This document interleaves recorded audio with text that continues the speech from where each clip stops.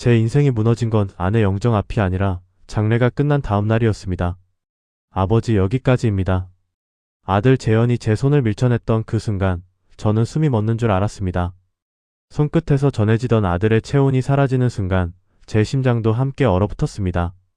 저는 63년을 살며 평범한 시외버스 기사였습니다.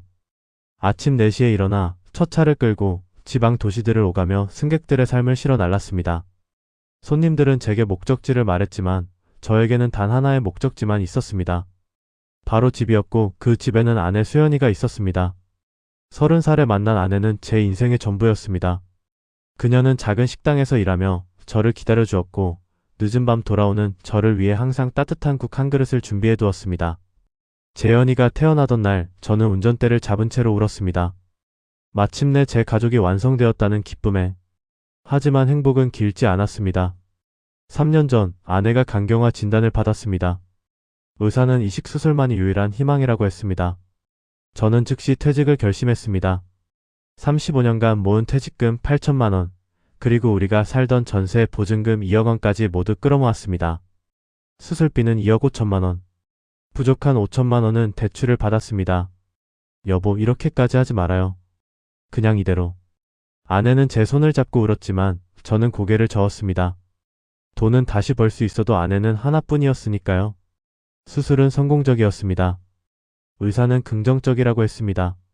하지만 아내의 몸은 새로운 간을 받아들이지 못했습니다. 거부 반응이 심해졌고 합병증이 찾아왔습니다. 중환자실에서 나흘을 더 버티던 아내는 결국 제 손을 꼭 쥔 채 눈을 감았습니다. 미안해요, 여보. 그것이 아내의 마지막 말이었습니다. 장례식장에는 사람이 많았습니다. 아들 재현은 검은 양복을 입고 조문객들에게 절을 했습니다. 저는 멍하니 앉아 아내의 영정을 바라봤습니다. 사진 속 아내는 웃고 있었지만 저는 웃을 수 없었습니다. 아버지 힘내세요. 재현이가 제 어깨를 두드렸습니다. 저는 고개를 끄덕였습니다.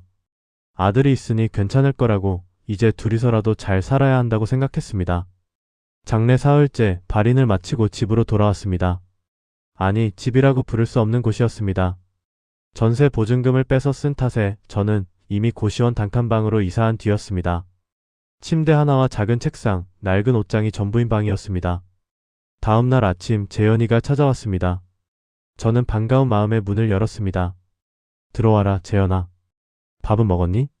하지만 재현은 문 앞에 서서 가방을 내려놓았습니다. 그 표정이 낯설었습니다. 평소에 온화한 얼굴이 아니라 차갑게 굳어 있었습니다. 아버지, 할 말이 있어서 왔습니다. 할 말? 저는 알 수 없는 불안감에 가슴이 철렁했습니다. 그래, 무슨 일이니? 앉아서 얘기하자. 아닙니다. 서서 하겠습니다.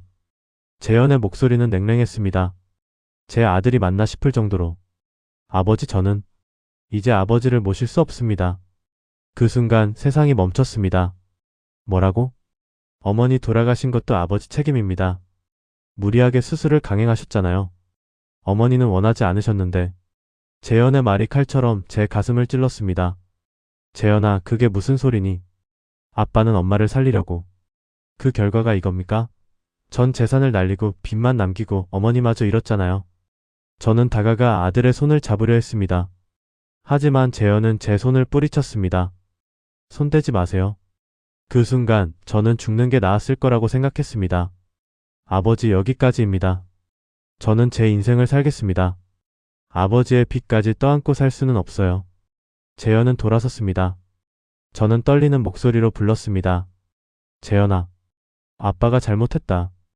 미안하다. 제발. 하지만 아들은 뒤돌아보지 않았습니다. 계단을 내려가는 발소리만 메아리 쳤습니다. 저는 그 자리에 주저앉았습니다. 아내도 집도 이제 아들마저 잃었습니다. 63년을 살아온 제 인생에 남은 건 텅 빈 고시원 방과 5천만 원의 빚뿐이었습니다. 그날 밤 저는 죽지 않고 살아남았습니다. 어떻게든 살아남았습니다. 장례가 끝난 뒤 저는 갈 곳이 없었습니다. 고시원 방은 한 달치 월세만 내고 들어간 곳이었습니다. 남은 돈으로는 다음 달 월세조차 장담할 수 없었습니다. 병원비로 집을 팔았고 통장은 텅 비어 있었습니다. 손에 쥔 건 낡은 여행 가방 하나와 몇 벌의 옷가지 뿐이었습니다. 저녁 6시 저는 떨리는 손으로 휴대폰을 들었습니다. 전화번호부에서 아들 이름을 찾는 게 이렇게 힘든 일인 줄 몰랐습니다. 손가락이 떨려 3번이나 잘못 눌렀습니다. 신호음이 길게 울렸습니다. 한참 만에 아들이 받았습니다. 네. 그 짧은 대답에서 저는 이미 차가운 기운을 느꼈습니다. 재현아, 아빠다. 저기, 며칠만 내 집에서 지낼 수 있을까? 당분간만. 안 됩니다. 즉답이었습니다. 망설임도 미안함도 없는 목소리였습니다. 재현아, 아빠가 당장 갈 데가 없어서 그래. 일자리 구할 때까지만. 아버지, 우리도 사정이 있습니다. 아이들 교육도 신경 써야 하고 집도 좁습니다. 재현이네는 강남 아파트 34평에 살고 있었습니다. 방이 3개나 되는 집이었습니다. 좁다는 게 말이 되지 않았습니다. 재현아, 제발. 죄송합니다. 전화가 끊겼습니다. 저는 한참을 멍하니 핸드폰을 쳐다봤습니다. 다시 전화를 걸었지만 이번에는 받지 않았습니다. 문자를 보냈습니다. 재현아, 아빠 좀 도와줘. 제발. 답장은 없었습니다. 마지막 희망으로 저는 여행 가방을 끌고 아들 집으로 향했습니다. 지하철을 3번 갈아타고 1시간을 달려갔습니다. 깨끗한 아파트 단지 입구에서 경비원에게 방문 신청을 했습니다. 301동 1502호 이재현 시댁입니다. 아버지인데요. 경비원은 내선 전화를 걸었습니다. 잠시 후 난처한 표정으로 말했습니다. 집에 안 계신다고 하시네요. 아닙니다. 분명 집에 있어요. 제가 방금 통화했습니다. 경비원은 난감한 얼굴로 다시 전화를 걸었습니다. 이번에는 더 오래 통화했습니다. 그리고 조심스럽게 말했습니다. 손님, 가족 간에 무슨 일이 있으신 것 같은데 일단 직접 연락해 보시는 게 좋을 것 같습니다. 저는 알았습니다. 아들이 저를 거부한 것입니다. 하지만 포기할 수 없었습니다. 저 잠깐만요. 제가 올라가서 직접. 안 됩니다. 허락 없이는 출입이 불가능합니다. 저는 아파트 단지 벤치에 앉았습니다. 해가 지고 있었습니다. 11월의 찬바람이 뼈속까지 파고들었습니다. 저는 2시간을 기다렸습니다. 혹시 아들이 나올까 싶어서요. 오후 8시 드디어 아들 내외가 나타났습니다. 며느리 은지가 손을 잡고 있는 두 손주도 보였습니다. 초등학교 2학년인 민준이와 유치원생 서연이었습니다. 재현아. 저는 벌떡 일어나 달려갔습니다. 아들은 제 모습을 보자 표정이 굳었습니다. 며느리는 재빨리 아이들을 자기 뒤로 숨겼습니다. 아버지, 왜 여기까지 오신 겁니까? 재현아, 며칠만 재워줘. 아빠가 정말 갈 데가 없어. 며느리 은지가 나섰습니다. 그녀의 얼굴은 차갑게 굳어 있었습니다. 아버님, 곤란합니다. 저희도 사정이 있어요. 며느리, 제발 좀 이해해줘. 당분간만. 당분간이 얼마입니까? 한 달입니까? 1년입니까? 은지의 목소리는 날카로웠습니다. 아이들 교육에도 안 좋은 영향을 미칩니다. 아버님이 계시면 집 분위기도 어수선해지고 솔직히 집값에도 영향이 있어요. 집값? 저는 믿을 수 없었습니다. 며느리의 입에서 그런 말이 나올 줄은. 은지야, 그게 무슨 말이냐. 내가 아들 아버지인데. 그래서 더 조심하셔야죠. 이 동네는 다들 서로 아는 사이예요. 아버님이 여기 사신다는 소문 나면 우리 체면이 어떻게 되겠어요? 재현이가 가방을 가로막으며 말했습니다. 아버지, 우리도 우리 삶이 있습니다. 죄송하지만 도와드릴 수 없습니다. 재현아. 저는 무릎을 꿇으려 했습니다. 하지만 며느리가 놀라며 소리쳤습니다. 아이고 아버님. 사람들 봅니다. 주변을 보니 몇몇 주민들이 저희를 쳐다보고 있었습니다. 며느리는 재빨리 아이들을 데리고 아파트 안으로 들어갔습니다. 아들도 따라가려 했습니다. 재현아, 제발. 저는 아들의 팔을 잡았습니다. 하지만 재현은 제 손을 뿌리치며 말했습니다. 아버지, 제 인생까지 망치지 마세요. 그 말이 비수처럼 꽂혔습니다. 아들은 돌아섰습니다. 저는 그 뒷모습을 보며 주저앉았습니다. 손주들이 유리문 너머로 저를 쳐다봤습니다. 민준이가 손을 흔들려다가 엄마에게 제지당했습니다. 밤 9시 비가 내리기 시작했습니다. 저는 근처 찜질방을 찾았지만 10,000원이 없어서 들어갈 수 없었습니다. 결국 15,000원을 주고 허름한 여관방을 잡았습니다. 남은 돈은 30,000원이었습니다. 축축한 이불을 덮고 누웠습니다. 천장에서 물이 새어 방바닥에 양동이가 놓여 있었습니다. 물방울이 떨어지는 소리가 밤새 울렸습니다. 똑똑똑. 그 소리를 들으며 저는 깨달았습니다. 가족이 남보다 더 잔인할 수 있다는 것을. 피를 나눈 사이라는 게 아무 의미 없을 수 있다는 것을, 30년을 함께 산 아들이 하룻밤 사이에 남이 될 수 있다는 것을. 저는 그날 밤 처음으로 가족이라는 단어가 무너지는 소리를 들었습니다. 며칠 동안 저는 값싼 여관과 찜질방을 전전했습니다. 남은 돈은 2만 원이 채 되지 않았습니다. 하루 두 끼를 편의점 삼각김밥으로 때우며 버텼습니다. 밤에는 찜질방 바닥에 누워 천장을 바라봤습니다. 옆에서 코 고는 사람들 소리를 들으며 저는 제 인생이 어떻게 이렇게 됐는지 생각했습니다. 63년을 살았지만 이렇게 처절하게 무너진 적은 없었습니다. 일주일째 되던 날 저는 아들 집 근처 대형마트 앞을 지나가고 있었습니다. 사실 우연은 아니었습니다. 혹시라도 손주들이라도 볼 수 있을까 싶어서 그 동네를 배회하고 있었습니다. 오후 3시 마트 주차장은 한산했습니다. 저는 마트 앞 벤치에 앉아 지나가는 사람들을 멍하니 바라봤습니다. 따뜻한 햇살이 비쳤지만 제 마음은 겨울처럼 차가웠습니다. 그때 익숙한 목소리가 들렸습니다. 오빠, 여기 재밌는 거 있어요. 며느리 은지였습니다. 저는 반사적으로 몸을 숨겼습니다. 벤치 옆 기둥 뒤로 몸을 웅크렸습니다. 심장이 빠르게 뛰었습니다. 은지는 밝은 표정으로 웃고 있었습니다. 분홍색 니트에 청바지를 입은 모습이 평소보다 화사해 보였습니다. 하지만 제 눈길을 사로잡은 건 그녀의 옆에 선 남자였습니다. 낯선 남자였습니다. 키가 크고 잘생긴 30대 중반쯤 되어 보이는 남자였습니다. 그는 검은색 가죽 재킷을 입고 있었고 목에는 비싼 브랜드 머플러를 두르고 있었습니다. 은지가 그 남자의 팔짱을 끼고 있었습니다. 저는 순간 발이 얼어붙었습니다. 오빠, 이거 보세요. 진짜 예쁘지 않아요? 은지는 남자에게 손에 든 쇼핑백을 보여주며 환하게 웃었습니다. 그 웃음은 제가 아들 집 앞에서 봤던 차가운 표정과는 완전히 달랐습니다. 남자도 웃으며 은지의 허리에 손을 올렸습니다. 역시 안목이 좋아. 그거 사. 에이, 비싼데요. 내가 사줄게. 두 사람은 친밀하게 대화를 나누며 주차장을 걸어갔습니다. 은지의 웃음소리가 주차장에 울려 퍼졌습니다. 저는 기둥 뒤에서 숨죽인 채 그 모습을 지켜봤습니다. 그들은 흰색 BMW 앞에 멈춰 섰습니다. 남자가 차 문을 열어주자 은지가 승차했습니다. 남자는 운전석에 앉았고 차는 곧 주차장을 빠져나갔습니다. 저는 그 자리에 얼어붙은 채 서 있었습니다. 머릿속이 복잡했습니다. 방금 본 게 맞는 걸까요? 며느리가 낯선 남자와 팔짱을 끼고 다니는 게 정상일까요? 그 친밀한 분위기는 뭐였을까요? 아니, 혹시 제가 잘못 본 걸까요? 남자가 은지의 오빠일 수도 있지 않을까요? 아니면 친한 친구의 남편이거나? 하지만 제 직감은 달랐습니다. 35년간 시외버스를 운전하며 수많은 사람들을 봤습니다. 사람의 표정과 몸짓만 봐도 대충 관계를 알 수 있었습니다. 방금 본 두 사람은 분명 평범한 사이가 아니었습니다. 저는 떨리는 손으로 휴대폰을 꺼냈습니다. 그날 이후 저는 매일 그 마트 근처를 배회했습니다. 처음에는 확신할 수 없었습니다. 그냥 우연히 본 것일 수도 있다고 스스로를 달랬습니다. 하지만 며느리의 그 환한 웃음이 머릿속에서 지워지지 않았습니다. 사흘 후 다시 그들을 봤습니다. 이번에는 백화점 앞이었습니다. 은지는 하얀 코트를 입고 있었고 같은 남자가 그녀 옆에 있었습니다. 두 사람은 카페에 들어갔습니다. 유리창 너머로 마주 앉아 커피를 마시는 모습이 보였습니다.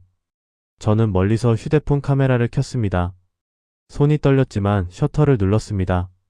사진 속에는 마주보며 웃고 있는 두 사람이 담겼습니다. 남자가 은지의 손을 잡았습니다. 은지는 손을 빼지 않았습니다. 다음 날도 그 다음 날도 저는 그들을 미행했습니다. 목요일 오후 그들은 한강공원을 산책했습니다. 남자가 은지의 어깨에 팔을 두르며 걸었습니다. 저는 멀리서 사진을 찍었습니다. 금요일 저녁 그들은 이태원의 한 레스토랑에 들어갔습니다. 고급 레스토랑이었습니다. 저는 밖에서 2시간을 기다렸습니다. 그들이 나올 때 은지는 취한 듯 남자에게 기대어 걸었습니다. 토요일 가장 충격적인 장면을 봤습니다. 두 사람은 강남의 한 오피스텔 건물에 들어갔습니다. 저는 건물 입구에서 1시간을 기다렸습니다. 1시간 반 후 그들이 나왔습니다. 은지의 머리는 약간 흐트러져 있었고 옷매무새도 달라 보였습니다. 저는 그 순간을 사진으로 남겼습니다. 집으로 돌아오는 길 저는 찜질방 화장실에 들어가 사진들을 확인했습니다. 총 23장이었습니다. 마트에서의 팔짱, 카페에서의 손잡기, 한강 산책, 오피스텔 출입. 증거는 충분했습니다. 며느리 은지는 바람을 피우고 있었습니다. 저는 휴대폰을 꼭 쥐고 한참을 멍하니 앉아 있었습니다. 분노가 치밀어 올랐습니다. 동시에 묘한 쾌감도 느껴졌습니다. 아들이 저를 내쳐도 괜찮다고 생각했던 며느리, 저를 집안 꼴찌거리 취급하던 그 여자가 남편을 배신하고 있었습니다. 저는 생각했습니다. 이 사실을 아들에게 말해야 할까요? 아니면 더 결정적인 증거를 모아야 할까요? 그날 밤 저는 처음으로 복수라는 단어를 떠올렸습니다. 저를 버린 가족에게 돌려줄 수 있는 것. 그들이 얼마나 잘못 살고 있는지 보여줄 수 있는 것. 저는 휴대폰을 열고 사진들을 한 번 더 확인했습니다. 그리고 그 웃음 뒤에 숨은 진실을 더 깊이 파헤치기로 결심했습니다. 복수는 이제 막 시작되었습니다. 며느리의 외도를 확인한 지 사흘이 지났습니다. 저는 여전히 아들에게 이 사실을 알려야 할지 고민하고 있었습니다. 한편으로는 아들이 불쌍했습니다. 아무것도 모른 채 열심히 일하고 있을 아들을 생각하면 가슴이 아팠습니다. 하지만 다른 한편으로는 분노가 치밀었습니다. 그 아들이 바로 저를 내쳤던 사람이니까요. 그날 저녁 저는 찜질방 휴게실에서 컵라면을 먹고 있었습니다. 3,000원짜리 라면이 유일한 저녁이었습니다. TV에서는 드라마가 나오고 있었고 옆 테이블에서는 몇몇 사람들이 담소를 나누고 있었습니다. 그때 누군가 제 앞에 섰습니다. 혹시 이재현 과장님 아버님이십니까? 30 초반쯤 되어 보이는 젊은 남자였습니다. 검은색 패딩에 청바지를 입고 있었고 얼굴에는 피곤한 기색이 역력했습니다. 네, 그런데 누구시죠? 저는 김동훈이라고 합니다. 재현 씨 아니 과장님 회사 후배입니다. 아들 회사 후배라니. 저는 놀라서 자리에서 일어났습니다. 재현이를 아시는군요. 무슨 일로? 동훈은 주위를 둘러보더니 조심스럽게 말했습니다. 여기서는 좀 따로 얘기할 수 있을까요? 우리는 찜질방 밖 24시간 카페로 자리를 옮겼습니다. 동훈은 아메리카노 2잔을 주문했습니다. 저는 오랜만에 마시는 따뜻한 커피에 감사했습니다. 사실 과장님 아버님을 찾아뵙기까지 고민을 많이 했습니다. 동훈의 목소리는 떨리고 있었습니다. 재현 씨 과장님 때문에 제가 회사를 그만두게 됐습니다.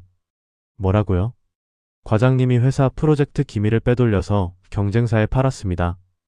그리고 그 책임을 제게 뒤집어 씌웠습니다. 저는 믿을 수 없었습니다. 제 아들이 그런 짓을 했다니. 증거가 있습니까? 동훈은 가방에서 서류 봉투를 꺼냈습니다.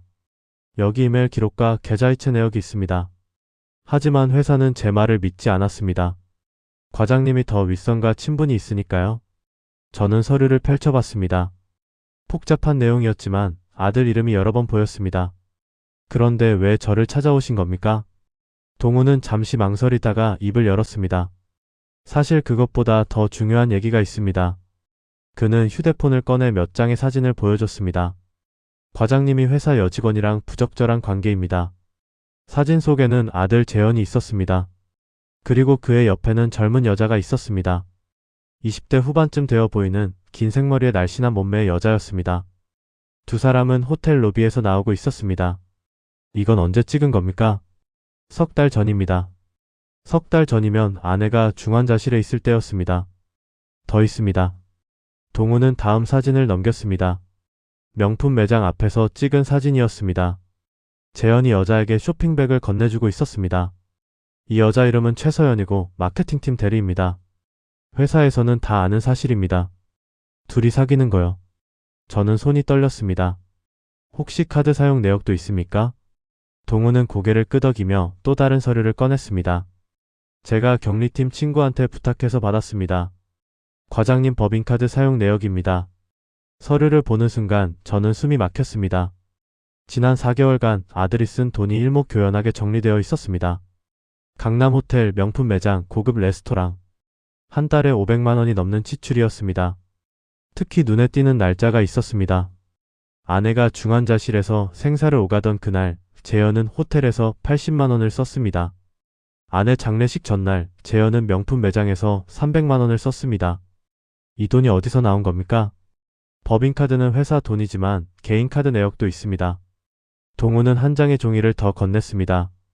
이건 과장님 개인 신용카드 내역입니다. 최근 6개월간 2천만 원을 썼습니다. 저는 그 숫자를 보며 깨달았습니다.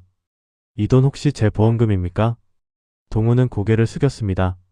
사모님이 돌아가시고 과장님이 사망보험금을 받았다는 얘기를 들었습니다. 그게 8천만 원이었다고요. 저는 머리를 한 대 맞은 것 같았습니다. 아내의 사망보험금. 제가 수혜자를 아들로 지정해뒀던 그 보험. 아내가 죽고 나면 아들이 힘들 것 같아서 생활비라도 포태라고 남겨둔 돈이었습니다. 그 돈으로 아들은 여자와 호텔을 가고 명품을 사주고 있었습니다. 더 있습니다. 동우는 마지막 사진을 보여줬습니다. 아들과 여자가 키스하는 사진이었습니다. 주차장에서 찍힌 것 같았습니다. 날짜를 보니 일주일 전이었습니다. 아버님 송구합니다. 하지만 아버님께서 아셔야 할 것 같아서요. 저는 한참 동안 말을 잇지 못했습니다. 며느리는 외도를 하고 아들도 외도를 하고 있었습니다. 둘 다 서로의 배신을 모른 채 각자의 거짓된 삶을 살고 있었습니다. 그리고 그들은 저를 버렸습니다. 집에서 내쫓고 전화도 받지 않고 가족이 아니라고 선언했습니다. 동훈 씨, 이 자료들 제가 가져가도 되겠습니까? 네, 그러시라고 준비한 겁니다. 동훈은 모든 서류와 USB를 제게 건넸습니다. 저도 과장님한테 당한 게 있어서 솔직히 복수하고 싶습니다. 아버님도 그러실 것 같아서요. 저는 고개를 끄덕였습니다. 고맙습니다. 큰 도움이 되었습니다. 카페를 나와 찜질방으로 돌아왔습니다. 저는 휴게실 구석자리에 앉아 동훈에게 받은 자료들을 펼쳐놓았습니다. 며느리의 외도 증거 23장, 아들의 외도 증거 16장, 카드 사용 내역, 호텔 출입 기록, 계좌 이체 내역. 모든 것이 명확했습니다. 그날 밤 저는 울지 않았습니다. 눈물은 이미 말라버렸습니다. 대신 차가운 결심이 가슴속에 자리 잡았습니다. 저는 휴대폰을 꺼내 새 폴더를 만들었습니다. 폴더 이름은 증거였습니다. 그리고 모든 사진과 자료를 그 안에 정리했습니다. 폭수는 신중하게 준비해야 합니다. 한 방에 무너뜨릴 수 있도록. 그들이 저를 버린 것을 평생 후회하도록. 저는 그날 밤 처음으로 폭수를 구체적으로 계획하기 시작했습니다. 폭수를 결심한 뒤 저는 완전히 달라졌습니다. 더 이상 버림받은 가엾은 노인이 아니었습니다.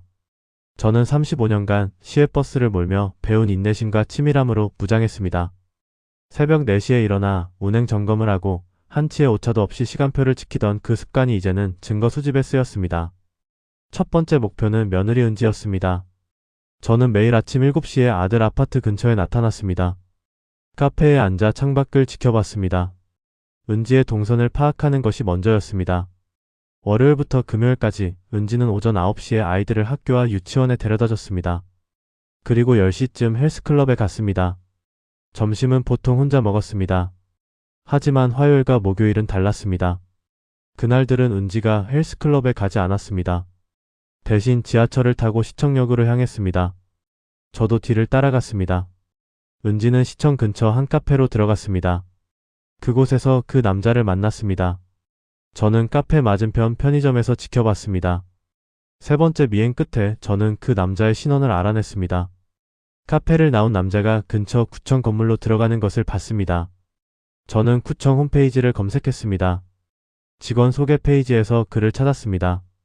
강민호 서울시 의원 보좌관, 정치인 보좌관이었습니다. 나이는 38세, 기혼자였습니다. 저는 더 깊이 파고들었습니다. 목요일 오후 두 사람은 시청역 근처 모텔 골목으로 들어갔습니다. 행복 모텔이라는 허름한 간판이 보였습니다. 저는 골목 입구에서 기다렸습니다. 2시간 후 그들이 나왔습니다. 저는 휴대폰 카메라로 연속 촬영했습니다. 모텔 간판과 두 사람이 함께 나오는 장면이 선명하게 담겼습니다. 은지는 머리를 다시 묶고 있었고 강민호는 담배를 피우며 그녀의 어깨에 손을 올렸습니다. 증거 확보. 하지만 이것만으로는 부족했습니다. 저는 더 결정적인 증거가 필요했습니다. 다음 날 저는 그 모텔을 다시 찾아갔습니다. 프런트에는 50대 여자 주인이 앉아 있었습니다. 사장님, 여쭤볼 게 있습니다. 네, 뭔데요? 제가 이혼 소송 준비 중인데요. 아내가 이 모텔을 이용한 기록이 필요합니다. 저는 은지 사진을 보여줬습니다. 이 사람 본 적 있으십니까? 사장은 사진을 보더니 고개를 끄덕였습니다. 아, 이 사람 자주 와요. 매주 화요일 목요일마다. CCTV 영상을 볼 수 있을까요? 그건 돈 좀 주셔야죠. 저는 남은 돈에서 10만 원을 꺼냈습니다. 전 재산의 절반이었지만 망설이지 않았습니다. 최근 한 달치만 부탁드립니다. 사장은 돈을 받고 USB에 영상을 담아줬습니다. 그날 밤 저는 PC방에서 영상을 확인했습니다. 은지와 강민호가 모텔에 들어가고 나오는 장면이 8번이나 찍혀 있었습니다. 날짜와 시간이 모두 명확했습니다. 완벽한 증거였습니다. 이제 아들 재현 차례였습니다. 동훈에게 받은 정보를 바탕으로 저는 아들의 회사 근처를 배회했습니다. 재현이 다니는 회사는 테헤란로에 있는 IT 기업이었습니다. 일주일간 관찰한 결과 재현과 최서연은 매주 수요일 저녁 함께 퇴근했습니다. 둘은 회사 근처 주차장에서 만나 재현의 차를 타고 떠났습니다.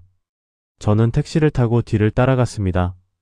기사님, 저 은색 제네시스 따라가 주세요. 미행이에요? 네, 죄송합니다만. 괜찮아요. 요즘 많아요, 그런 손님. 택시는 재현의 차를 따라 강남을 빠져나갔습니다. 그들은 경기도 어느 펜션 단지로 향했습니다. 행복한 숲 펜션이라는 곳이었습니다. 여기서 내려주세요.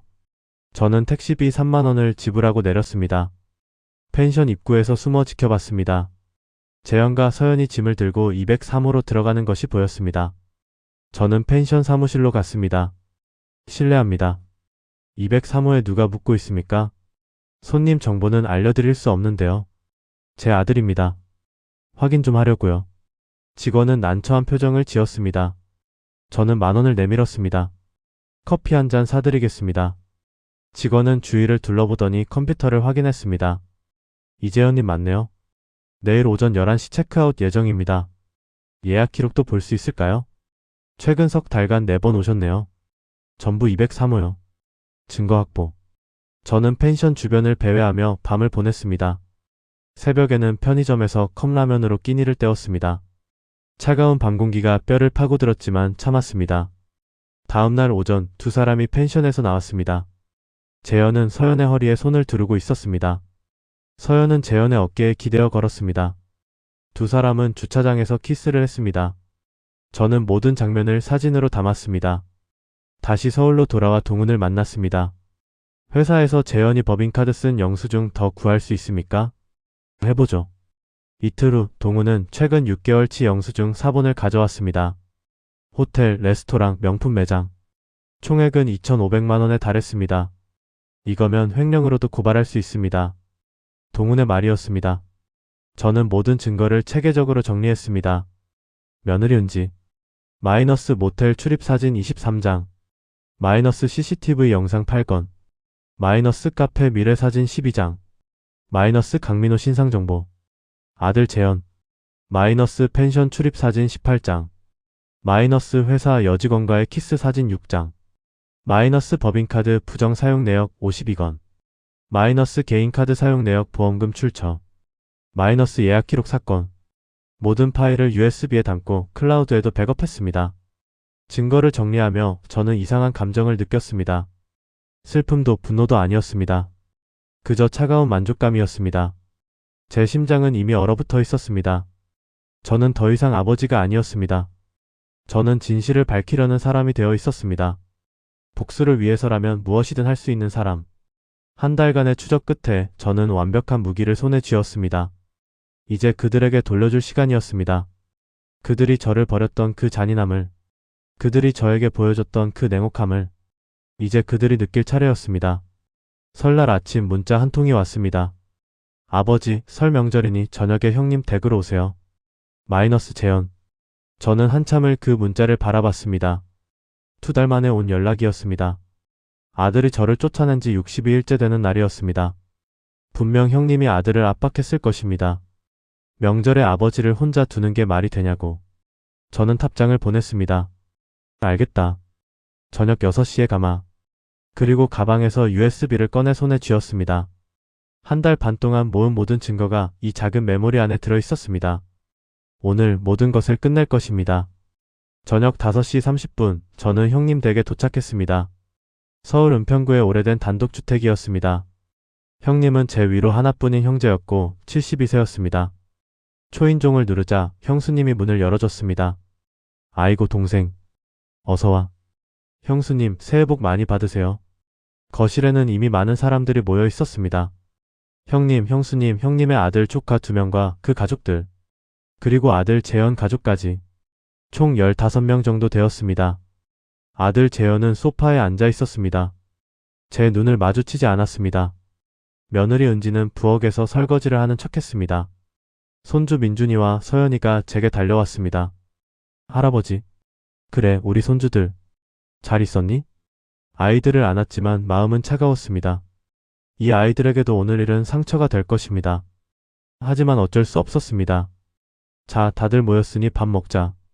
형님의 말에 모두 식탁에 둘러앉았습니다. 떡국과 갈비찜, 전, 나물이 상에 가득했습니다. 평화로운 명절 풍경이었습니다.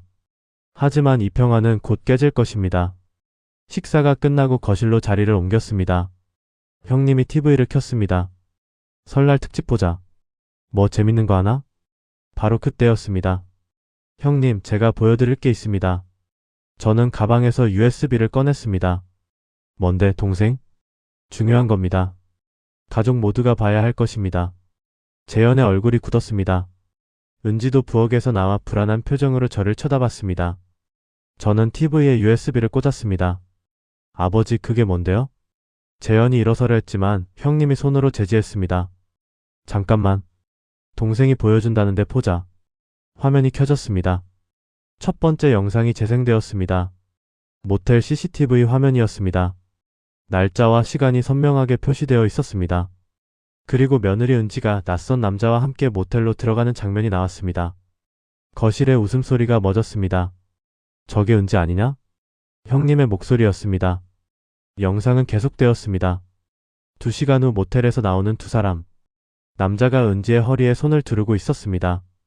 이게 대체 무슨... 형수님이 손으로 입을 막았습니다. 다음 영상으로 넘어갔습니다. 카페에서 손을 잡고 있는 두 사람.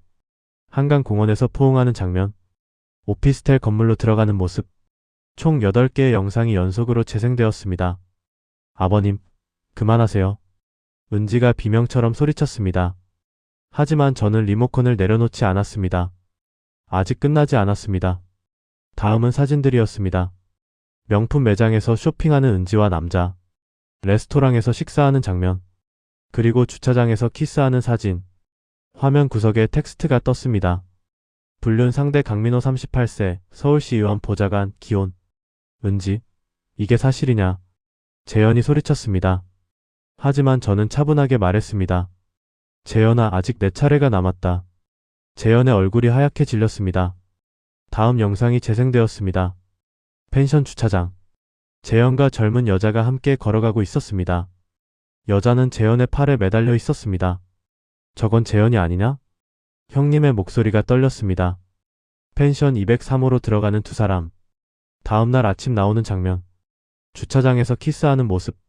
불륜 상대 최서연이 19세, 같은 회사 마케팅팀 대리. 거실이 완전히 얼어붙었습니다. 이게 대체... 은지가 재현을 향해 소리쳤습니다. 당신이 먼저 바람 피웠잖아. 뭐? 너는 뭔데? 넌 또 뭐냐? 두 사람이 서로에게 고함을 질렀습니다. 하지만 저는 아직 끝나지 않았습니다. 다들 조용히 하세요. 아직 더 있습니다. 다음 화면에 엑셀 파일이 떴습니다. 이재현 법인카드 부정 사용 내역. 날짜별로 정리된 사용 기록이 스크롤되었습니다. 호텔, 명품 매장, 고급 레스토랑. 6개월간 2,500만원. 그리고 이것은 개인카드 사용 내역입니다. 다음 파일이 열렸습니다. 출처 이순덕 고인 사망 보험금 8천만원. 어머니 이름이 화면에 떴습니다. 그리고 그 돈이 어떻게 쓰였는지가 항목별로 나열되었습니다. 호텔 숙박 600만원. 명품 구매 1,200만원. 여행 경비 800만원. 레스토랑 400만원. 엄마가 중환자실에 있을 때 넌 여자랑 호텔에 있었구나. 제 목소리는 차갑게 가라앉았습니다. 엄마 장례식 전날 넌 여자한테 명품을 사줬구나. 아버지. 재현의 목소리가 떨렸습니다. 그리고 엄마가 남긴 마지막 돈으로 넌 여자와 여행을 다녔어. 거실이 무거운 침묵에 휩싸였습니다. 형님이 벌떡 일어났습니다. 재현아, 이게 사실이냐? 형님의 얼굴이 분노로 붉게 달아올랐습니다. 저는 재현은 말을 잇지 못했습니다. 무릎 꿇어. 형님의 호통에 재현이 무릎을 꿇었습니다. 은지는 현관 쪽으로 도망치려 했습니다. 며느리 어디 가는 거냐? 제 목소리에 은지가 멈춰 섰습니다. 나도 무릎 꿇어라. 은지도 울면서 무릎을 꿇었습니다.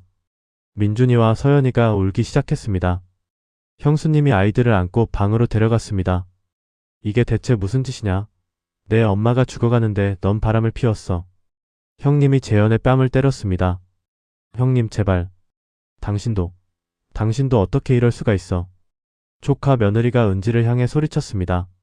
저는 조용히 두 사람을 내려다봤습니다. 너희는 나를 버렸지. 가족이 아니라고 했어. 제 목소리는 감정이 없었습니다. 집에 들어오지 말라고 했어. 집값 떨어진다고 했지. 아버지. 죄송합니다. 재현이 울먹였습니다. 이제 와서 아버지라고 부르지 마라. 저는 USB를 뽑았습니다.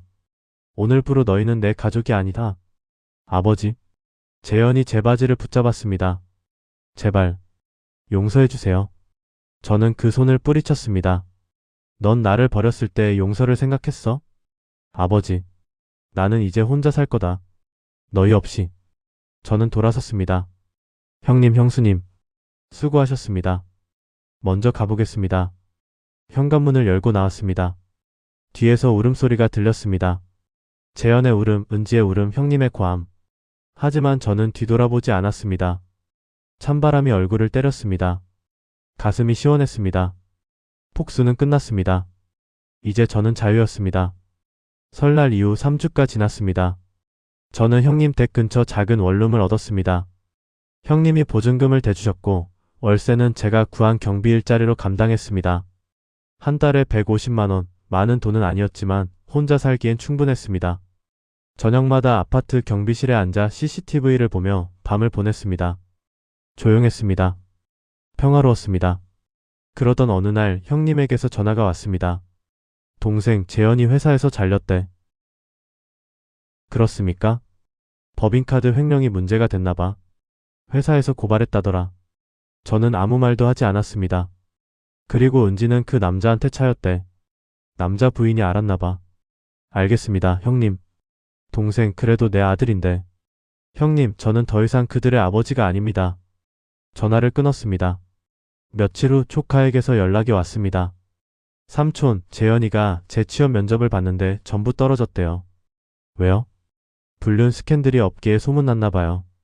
설날에 찍힌 영상이 친척들 사이에서 퍼졌고 누군가 SNS에 올렸대요. 그렇군요. 회사 동료들도 다 아는 상황이라 어디든 이력서 내면 바로 떨어진대요. 저는 예상했던 일이었습니다. 한번 바닥에 떨어진 평판은 쉽게 회복되지 않습니다. 한 달이 더 지났습니다. 조카 며느리가 저를 찾아왔습니다. 아버님, 재현이네 집이 경매로 넘어갔대요. 경매요? 네. 은지가 대출을 많이 받았나봐요. 재현이 수입이 끊기니까 이자도 못 갚고 결국 집을 빼앗겼대요. 강남 아파트 34평. 시세가 15억이 넘는 집이었습니다. 그리고 은지 부모님이 절연했대요. 친정에서도 쫓겨났다고 하더라고요. 아이들은요? 민준이랑 서연이는 친정 어머니가 데려가서 키운대요. 은지는 혼자 고시원으로 들어갔다고 들었어요. 인과응보였습니다. 그로부터 2주 후 동훈에게서 연락이 왔습니다. 아버님, 과장님. 아니, 재현 씨가 회사에 손해배상 소송 당했습니다. 얼마나요? 2,500만 원이요. 법인카드 부정 사용액 전액입니다. 갚을 수 있을까요? 어려울 겁니다. 지금 백수인데다 재취업도 안 되고 있으니까요. 재현은 점점 바닥으로 추락하고 있었습니다. 2달이 지났습니다. 조카가 다시 전화했습니다. 삼촌, 재현이랑 은지가 이혼했대요. 이혼이요? 네. 서로 상대방 불륜을 이유로 협의 이혼했대요. 재산 분할은 없었고요. 빚만 남았으니까. 아이들 양육권은? 친정 어머니가 가졌대요. 은지도 재현이도 아이들 키울 형편이 안 되니까. 가정이 완전히 무너진 것입니다. 석 달째 되던 어느 날 저녁 경비실에 앉아 있는데 인터폰이 울렸습니다. 경비실입니다. 저 506호 방문 좀 하려고요. 목소리가 익숙했습니다. 하지만 확신할 수 없을 만큼 초라했습니다. CCTV 화면을 보았습니다. 누더기 차림의 남자가 서 있었습니다. 낡은 패딩에 찢어진 청바지, 머리는 산발이었고 수염도 자라 있었습니다. 하지만 저는 알아봤습니다. 제 아들 재현이었습니다. 506호는 누구 찾으시는데요? 아, 저기, 아는 사람인데요. 재현의 목소리는 떨리고 있었습니다. 성함과 용건 말씀해주세요. 이재현이요. 아버지 계십니까? 저는 숨이 막혔습니다. 여기 아버지 안 계신데요. 잘못 찾아오신 것 같습니다. 아닙니다. 이창수. 제 아버지 이창수 여기 삽니다. 재현의 목소리가 절규처럼 울렸습니다. 저는 마이크를 껐습니다. 그리고 CCTV로 재현을 지켜봤습니다. 재현은 인터폰 앞에서 무릎을 꿇었습니다. 차가운 콘크리트 바닥에 이마를 찧었습니다. 아버지, 아버지, 제발. 그의 울음소리가 희미하게 들렸습니다. 10분이 지났습니다. 재현은 여전히 무릎 꿇은 채였습니다. 3월의 찬바람이 불었습니다. 그는 몸을 떨고 있었습니다. 저는 경비실 문을 열고 나갔습니다. 여기서 뭐 하십니까? 재현이 고개를 들었습니다. 눈은 충혈되어 있었고 볼은 핏기 없이 창백했습니다. 한때 잘 차려입고 다니던 제 아들의 모습은 어디에도 없었습니다. 아버지. 재현의 목소리가 떨렸습니다. 아버지가 아닙니다. 저는 여기 경비일 뿐입니다. 아버지. 제발. 저 좀 살려주세요. 재현이 제 다리를 붙잡았습니다. 저 이제 정말 갈 데가 없어요. 먹을 것도 없고 잘 곳도 없어요. 손 떼세요. 아버지. 제발. 재현이 울부짖었습니다. 저 이틀 동안 굶었어요. 고시원비도 못 내서 쫓겨났어요. 제발 하룻밤만 재워주세요. 저는 재현을 내려다봤습니다. 이 남자가 제 아들이었습니다. 제가 30년을 키운 아들이었습니다. 하지만 이 남자는 저를 버렸습니다. 비 오는 날 현관문 앞에서 저를 쫓아냈습니다. 집값 떨어진다며 저를 거부했습니다. 아버지가 2달 전에 어떻게 사셨는지 아십니까? 제 목소리는 차가웠습니다. 찜질방을 전전하며 컵라면으로 연명했습니다. 삼각김밥 하나로 하루를 버텼습니다. 죄송합니다. 제가 잘못했습니다.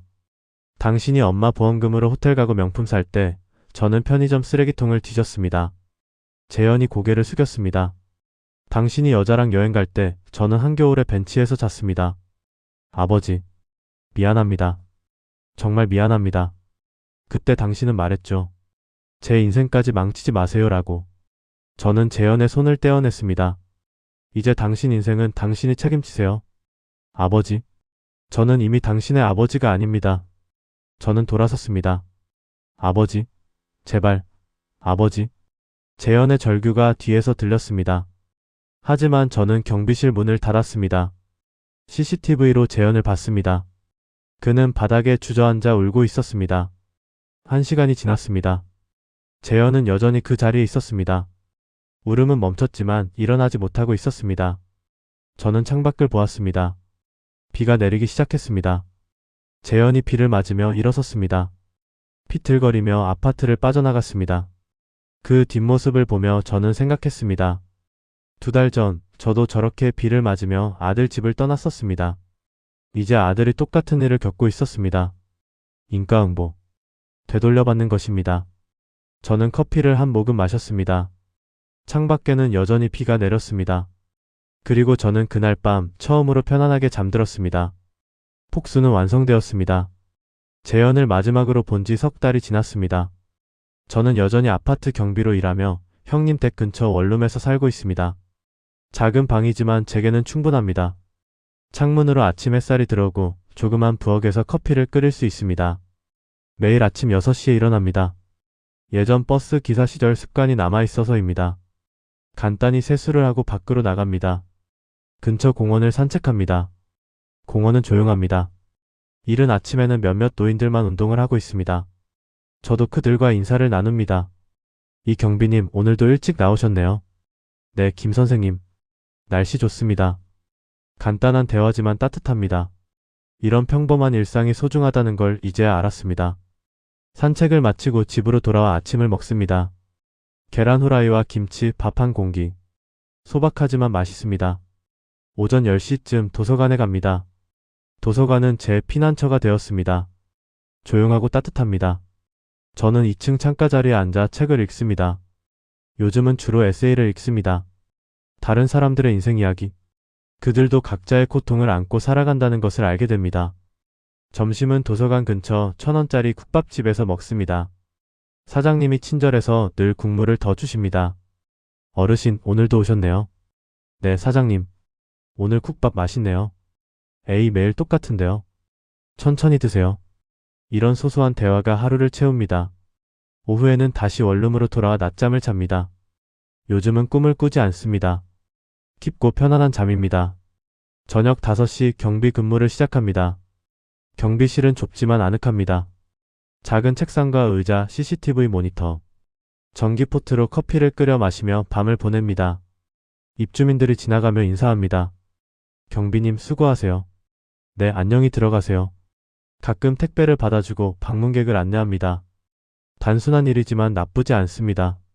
밤 10시가 되면 경비실에 혼자 남습니다.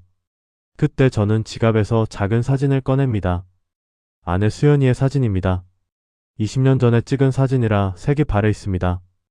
여보, 오늘도 하루가 지나갔어. 저는 사진을 보며 중얼거립니다. 오늘은 날씨가 참 좋았어. 공원에 벚꽃이 피기 시작했어. 당신이 좋아하던 벚꽃. 사진 속 아내는 웃고 있습니다. 나 요즘 괜찮아. 매일 밥 잘 먹고 잠도 잘 자. 걱정하지 마. 밖에서 바람 소리가 들립니다. 복수는 끝났어.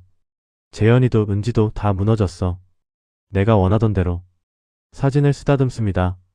근데 말이야. 복수를 끝내고 나니까 마음이 허전해. 제 목소리가 떨립니다. 상처가 아문 건 아니야. 그냥 앙금만 남았어. 눈물이 흐릅니다. 복수한다고 당신이 돌아오는 것도 아니고 내 인생이 다시 예전으로 돌아가는 것도 아니더라고. 한참을 울었습니다. 하지만 여보, 이제 나 다시 살아보려고 해.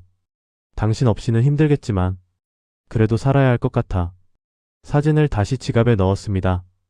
다음날 아침 저는 다시 공원을 찾았습니다. 벚꽃이 만개해 있었습니다. 분홍빛 꽃잎들이 바람에 흩날렸습니다. 벤치에 앉았습니다. 폭수는 이루어졌습니다. 제 아들과 며느리는 무너졌습니다. 제가 원하던 결말이었습니다. 하지만 그 끝에서 저는 알게 되었습니다. 폭수는 상처를 치유하지 못한다는 것을. 폭수는 단지 진실을 밝혀줄 뿐이라는 것을. 그리고 그 진실 위에서 제 인생을 다시 시작하게 만들 뿐이라는 것을. 벚꽃잎이 제 어깨 위에 떨어졌습니다. 여보. 저는 하늘을 보며 중얼거렸습니다. 이제 나 다시 살아보려 해. 당신 없이 살아가는 법을 배워보려고. 바람이 불었습니다. 미안해. 내가 복수에 집착하느라 당신을 제대로 보내드리지 못했어. 눈을 감았습니다. 이제는 당신을 보내드릴게. 그리고 나도 앞으로 나아갈게. 눈을 떴을 때 세상은 여전히 아름다웠습니다. 그날 오후 저는 형님 댁을 찾아갔습니다. 형님, 형수님. 아이고, 동생. 어서와. 저는 형님 댁 식탁에 앉았습니다. 형수님이 차를 내주셨습니다. 형님, 그동안 도와주셔서 정말 감사합니다. 무슨 소리야. 형제끼리 당연한 거지. 덕분에 제가 다시 일어설 수 있었습니다. 형님이 제 손을 잡았습니다. 동생, 이제 좀 괜찮아? 네, 형님. 이제 괜찮습니다. 재현이는? 소식 들었어? 저는 고개를 저었습니다. 모릅니다. 알고 싶지도 않습니다. 그래. 그것도 동생 선택이니까. 형님은 더 이상 묻지 않았습니다. 형님, 저 이제 제 삶을 살아보려고 합니다. 그래, 그래야지. 아직 젊잖아. 63이면. 감사합니다, 형님. 집으로 돌아오는 길 저는 슈퍼마켓에 들렀습니다. 장을 봤습니다. 오랜만에 제대로 된 식재료를 샀습니다. 고등어, 두부, 채소, 과일. 집에서 저녁을 요리했습니다. 고등어 구이와 된장찌개. 아내가 해주던 맛은 아니지만 나쁘지 않았습니다. 혼자 밥상 앞에 앉았습니다. 잘 먹겠습니다. 고등어를 한 입 베어 물었습니다. 짭조름하고 고소했습니다. TV를 켰습니다. 저녁 뉴스가 나왔습니다. 세상은 여전히 돌아가고 있었습니다. 밥을 다 먹고 설거지를 했습니다. 그릇을 닦으며 창밖을 봤습니다. 저녁 하늘이 붉게 물들어 있었습니다. 아름다웠습니다. 저는 깨달았습니다. 폭수가 끝나고 남은 것은 텅 빈 마음이 아니라 새로운 시작이라는 것을. 증오가 사라진 자리에 평온이 찾아온다는 것을. 그리고 인생은 계속된다는 것을. 밤, 잠자리에 들기 전 창문을 열었습니다. 시원한 바람이 들어왔습니다. 여보, 잘 자. 저는 조용히 중얼거렸습니다.